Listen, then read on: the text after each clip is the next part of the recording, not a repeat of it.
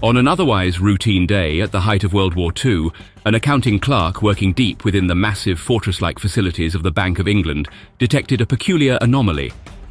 The thick leather-bound ledgers, which recorded the lineage of every pound minted by the bank, already had a record of return for the specific note he was trying to register. Dread reverberated through the bank's stone corridors as warning bells tolled ominously. The bank's steward rushed to the scene. One of the two notes had to be a forgery.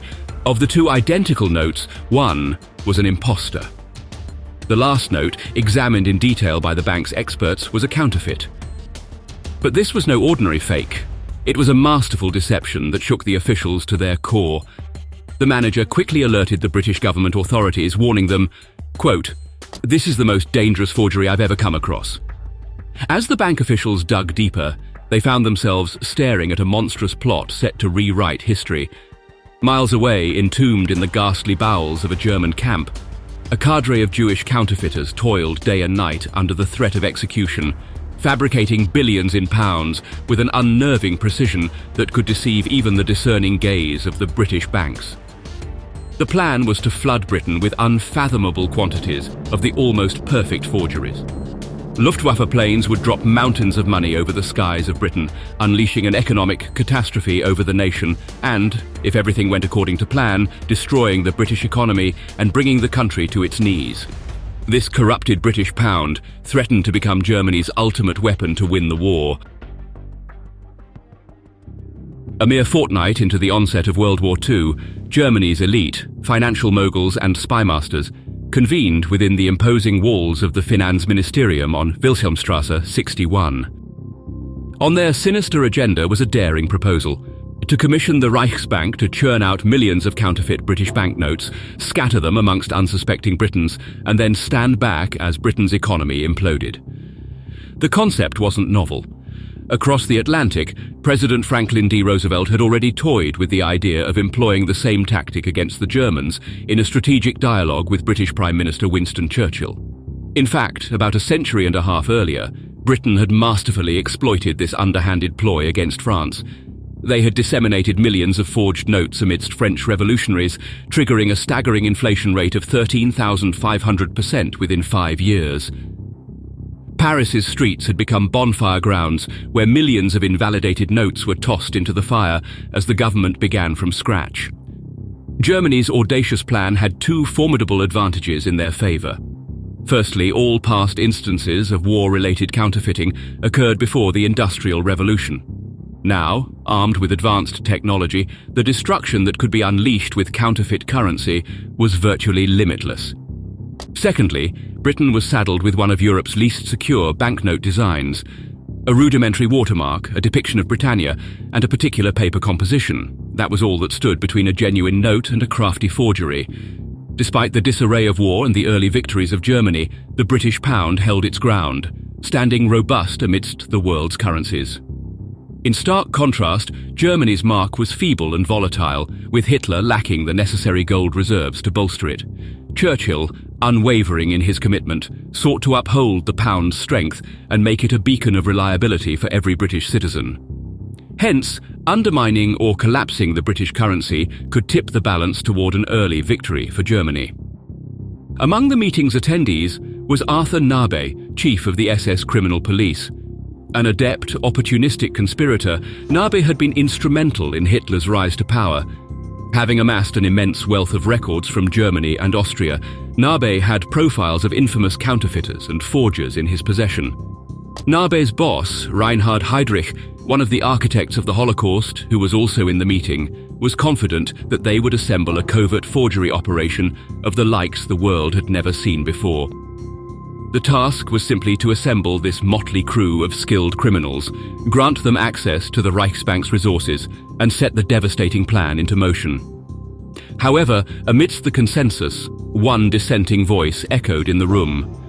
Walter Funk, Germany's economics minister, staunchly refused to let criminals taint the sanctity of the Reichsbank.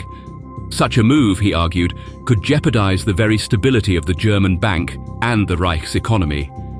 A more clandestine approach was needed for this audacious scheme. Once Hitler gave the green light, Heydrich established a clandestine counterfeiting unit under Operation Andreas. The directive from Heydrich himself underscored the gravity of the task at hand. Quote, "This is not to be mere counterfeiting, but authorized facsimile production. The notes must be such an impeccable replica that even the sharpest banknote experts cannot discern the difference." To spearhead this bold initiative, Heydrich handpicked Alfred Naujoks. A ruthless and resourceful covert operative, Naujoks had already proved instrumental in solidifying Hitler's grip on his conquered territories back on August 10, 1939. Back then, Heydrich had briefed Naujoks on his mission to seize the Gleiwitz radio station with a select team of operatives. 3 weeks later, Naujoks successfully executed the assault, broadcasting a brief anti-German message in Polish. An abandoned corpse, strategically placed near the microphone, completed the ruse. The German government quickly pinned these orchestrated attacks on Poland, thus providing Hitler with the justification for a retaliatory assault, effectively sparking World War II. Naujoks had also participated in the Venlo incident on November 9, 1939, capturing 2 British SIS agents. For this, Hitler personally awarded Naujoks with the Iron Cross. Following his impressive track record, Naujoks was appointed to lead the newly formed forgery unit within the Sicherheitsdienst in early 1940. Along with him, Albert Langer, a codebreaker and mathematician, oversaw daily operations.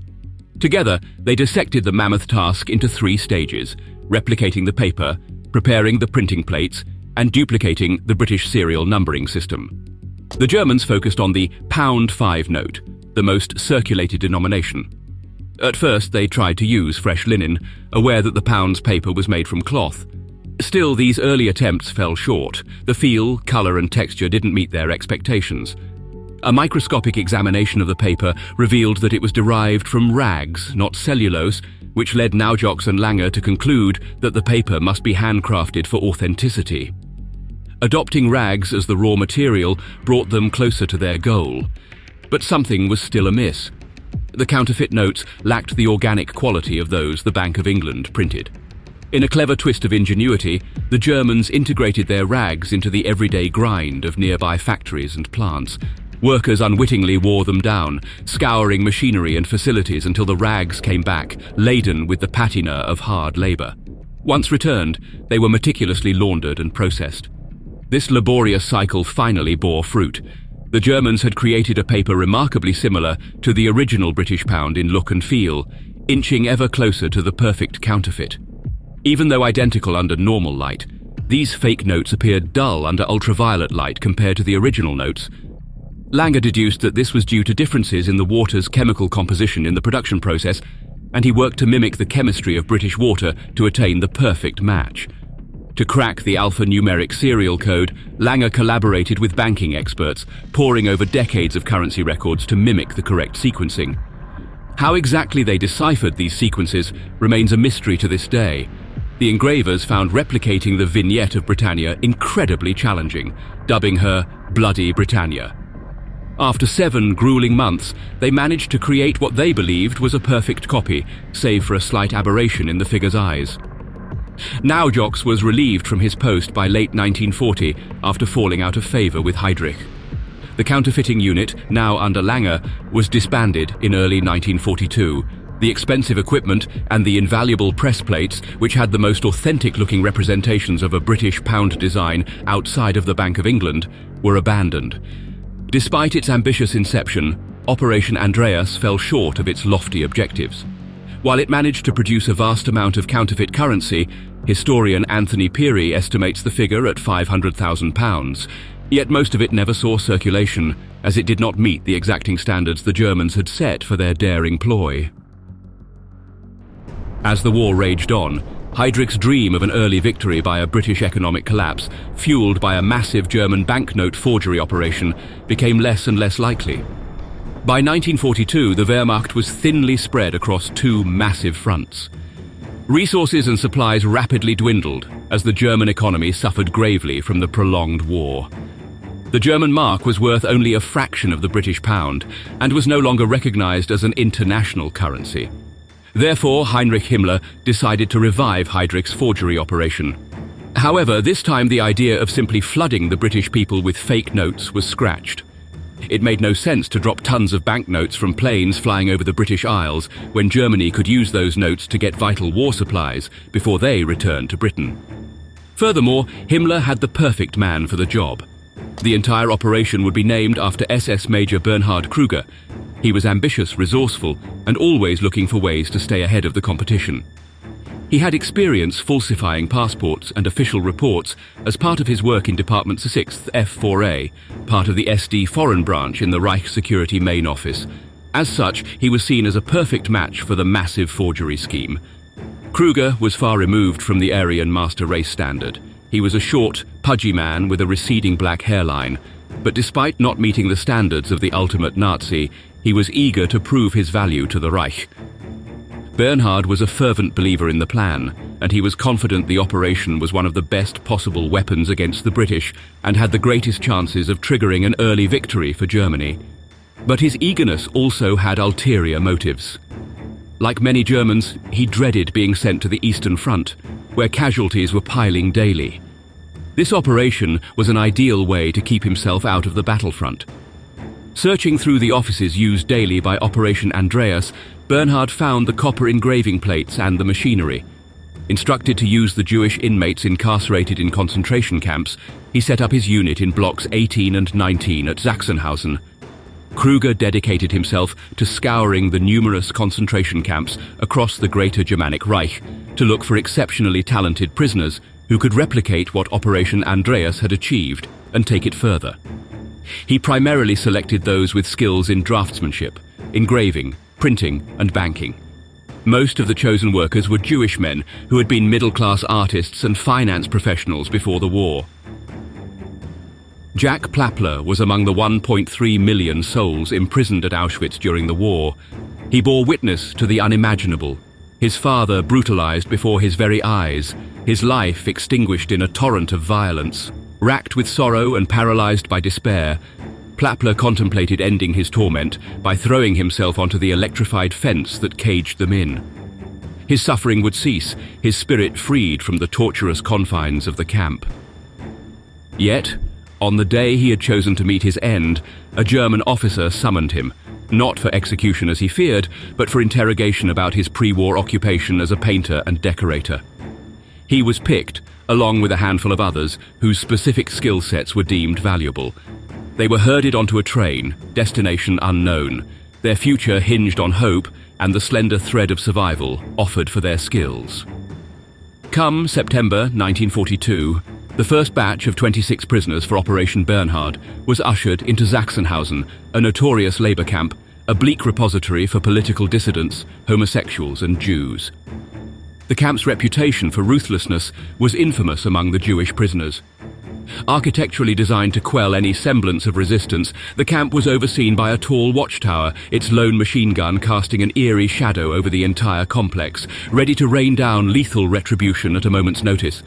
The shadow of Sachsenhausen instilled terror, yet being outside Auschwitz sparked a fragile glimmer of hope within them. They clung to the belief that their unique skills might be their salvation until the war's end. Once inside, they were segregated from the general population. Then, in walked Bernhard Kruger, demanding to see his Jews. Bewildered yet compliant, the prisoners followed him to blocks 18 and 19, where they would be isolated from other prisoners by barbed wire, and their existence would not even be acknowledged in the camp's records.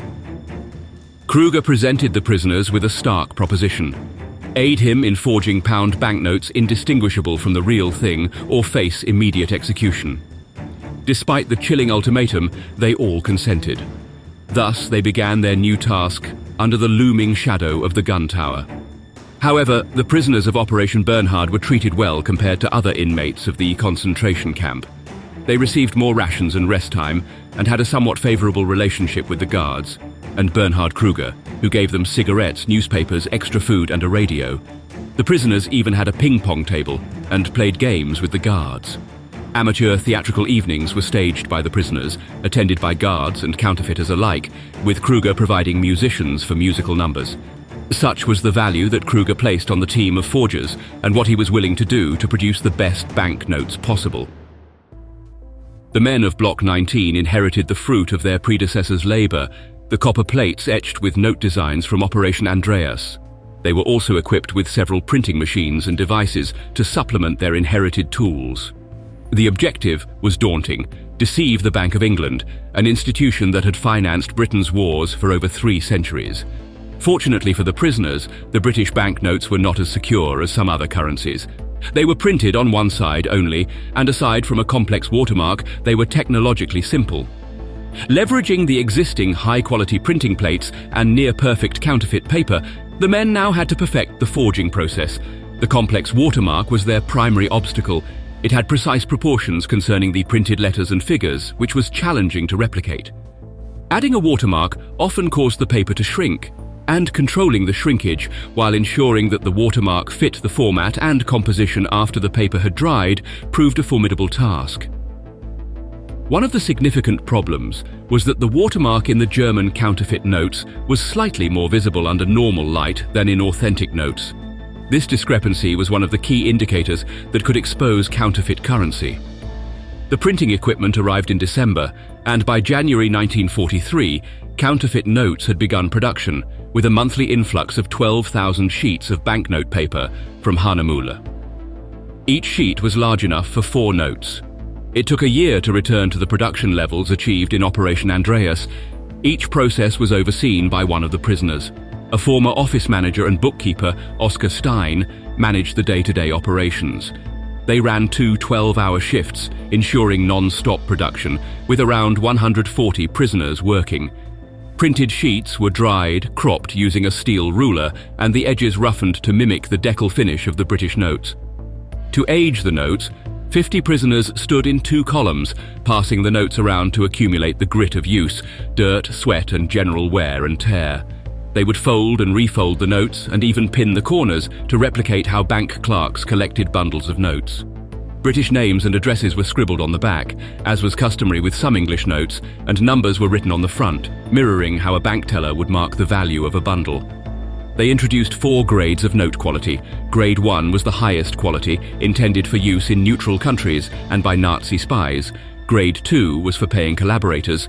Grade 3 was for notes that might be dropped over Britain, and Grade 4 notes were deemed too flawed for use and were destroyed.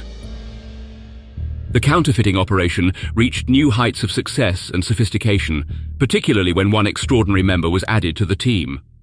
Bernhard Kruger had steadily been recruiting to expand his operation, and by now there were 146 workers sequestered within blocks 18 and 19. But the newest recruit was not like the others. He was not just another artist or accountant hoping to evade the gas chambers. He was Salomon Smolyanov, a renowned criminal, a notorious forger, and a master counterfeiter. Before the war, Smolyanov had been wanted by several European police forces who deemed him one of the most dangerous forgers on the continent. In 1939, Kruger took him in, recognizing the immense value he could provide to the Nazi regime. Initially sent to the Mauthausen concentration camp, Smolyanov made himself worthwhile to the SS guards as a portraitist and artist. By 1944, Kruger managed to transfer this invaluable asset to Sachsenhausen. Smolyanov's arrival in Block 19 was met with nervous tension.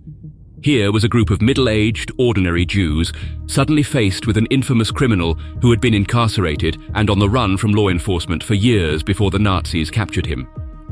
The apprehension was so palpable that the Jewish workers requested Kruger to arrange for the master forger to sleep in a different room, but Smolyanov quickly proved his worth. He introduced the workers to aspects of currency forgery that only an experienced counterfeiter would know. He explained that they were making a grave mistake by being too precise and clinical in their process. Authentic British printing presses often left ink smudges and flaws on the paper due to infrequent cleaning, unlike the German operations practice. The team needed to introduce calculated carelessness and create the imperfections that would result in the perfect forgery. Smolyanov's expertise also helped them overcome their long-standing issues with replicating the depiction of Britannia on the notes. The illustration wasn't initially an anti-forgery measure. Still, it proved the most challenging part of the notes to replicate for the Jewish forgers, who frequently had to modify their plates and adjust them at nearly microscopic levels to capture the minutest details of the famous image. With Smolyanov's assistance, Operation Bernhard reached its pinnacle in 1944, producing an astonishing 65,000 notes monthly from 6 flatbed printing presses. The Nazi authorities were so impressed by the operation's success that they awarded 12 prisoners, including 3 Jews, the War Merit Medal, while 6 guards were awarded the War Merit Cross, second class. Guided by Smolyanov's expertise, they even began preparations to forge the dollar. However, the war was turning against Germany by this time, and the workers were acutely aware that their lives hung in the balance. Once they finished the forgery designs, they knew they would become expendable. They were reminded of this every time one of them fell ill. Instead of being taken to the main camp for medical aid, which risked them revealing the secrets of Block 19, the sick workers were executed outside. As a result, they began to deliberately slow their design process for the dollar forgery as much as possible. The Germans could flood Britain with millions of counterfeit notes so skillfully produced that the Bank of England would be hard-pressed to distinguish them from genuine notes without thorough investigations. Surprisingly, however, the order to do so never came. The reasons behind this decision are still not fully understood. Most historians believe that it had to do with the precarious situation of the Wehrmacht and the financial insolvency of the Reich at that time. Regardless, given the quality of the forgeries, many analysts consider this inaction a grave misstep on Germany's part. The SS devised a different plan. The notes were escorted by armed guards to Schloss Laber's castle in the Italian Alps every month. This castle served as the distribution center for the counterfeit millions and the hub of the money laundering operations under Friedrich Schwend's supervision. Aware that the war was a lost cause, Schwend leveraged the opportunity to perform his duty while enriching himself and his men. He negotiated a deal in which he and his men would retain 33.3% of all the laundered counterfeit pounds. Schwend utilized his pre-war connections, including investors, international bankers, and business people, many Jewish, to establish a comprehensive money laundering network. As the SS struggled to procure resources from the depleted German government, many of their most ambitious operations were funded with these counterfeit pounds. German agents in Britain were paid up to £1.5 million for intelligence about Allied operations, simultaneously infusing the fake money into the British economy. The counterfeit pounds were also employed in high-profile missions, such as the rescue operation of Italian dictator Benito Mussolini, which extended the war in Italy by 18 months. Schwend's wealth grew as the SS's thrived on the counterfeit pounds. He began to lead a lavish lifestyle within the heavily fortified castle where the counterfeit money was stored. This castle had been transformed into an impregnable fortress, with SS guards stationed throughout and ordered to shoot anyone approaching, particularly after dark. Schwend loved indulgences: horses, food, women, wine. With the castle's treasury replenished with £1 million every month, he became intoxicated with his fortune and power. He started hosting extravagant parties, inviting some of the Reich's most influential personalities. Far away from Schwend's luxurious existence, the people who produced the money were battling for survival daily, with the small privileges they had initially enjoyed disappearing as the war neared its end. Around this time, the Bank of England discovered the forgeries, not because of any apparent defects, but because they were not registered in its ledgers. The British authorities realized they were dealing with the most dangerous and successful forgery operation in history. To prevent public panic, they kept this information secret while making extensive efforts to locate the counterfeits, halting the printing of new banknotes. Faced with such a grave threat, they had few options but to hope that Germany would not flood Britain with these counterfeits and that the war would soon end. As 1944 ended, the Jewish workers involved in Operation Bernhard found themselves in a rapidly shifting and chaotic situation. The Russian forces were advancing from the east, the Americans from the west, and every day the prisoners wondered if one of the two armies would make it to the camp in time. In January 1945, Bernhard was forced to cease production as the Allies approached. However, the prisoners weren't freed. They and the equipment were loaded onto a train and transported south. The relationship between the guards and the prisoners, previously somewhat cordial, quickly turned hostile. The prisoners were moved to the infamous Mauthausen concentration camp in Austria. Once inside the barracks, they found evidence of their predecessors' fate in the form of bullet holes and bloodstains. The prisoners were again isolated, prohibited from venturing outside or contacting other prisoners not from their group. It seemed a violent end was imminent, but then Bernhard returned, telling them they were being moved to a camp in Redlzif in the Austrian Alps. Bernhard planned to resume the counterfeit operation within secret tunnels in the mountains. However, a telegram arrived just as the workers set up their presses and equipment. It informed the German guards that the war effort was going disastrously and ordered the immediate execution of all Jewish prisoners. As the guards began rounding up the prisoners, Bernhard intervened again, halting the executions. Despite Kruger's efforts to protect his workers, the situation rapidly deteriorated. The Nazis set fire to the crates containing the counterfeit pounds, and he disappeared with a considerable amount of the counterfeit money. As the American forces neared, the remaining boxes were dumped into a lake in the Alps. Before the Allies could liberate them, the prisoners were moved to yet another camp, Ebensee. The camp's guards had specific orders to execute the forgers upon arrival when they were all together. A twist of fate saved them when the last truck carrying the remaining prisoners broke down, forcing them to march. With the American forces only miles away, Kruger's men decided to hand over the first two groups of prisoners to the camp's guards and fled on May 5th. That afternoon, the third group finally arrived. The first two groups had already managed to blend in with the inmate population amid the chaos, and due to the orders specifying that all the prisoners had to be executed together, they could not be carried out. The following day, the Americans arrived waving a white flag. The forgers had survived the war. Meanwhile, Schwend and his agents were focused on survival. Using forged papers identifying him as a member of the International Red Cross, Schwend escaped to South America, financing his escape with counterfeit money. Most Nazis involved in Operation Bernhard were eventually caught, but some managed to use the fake money or their forgery skills to convince US troops to give them special treatment.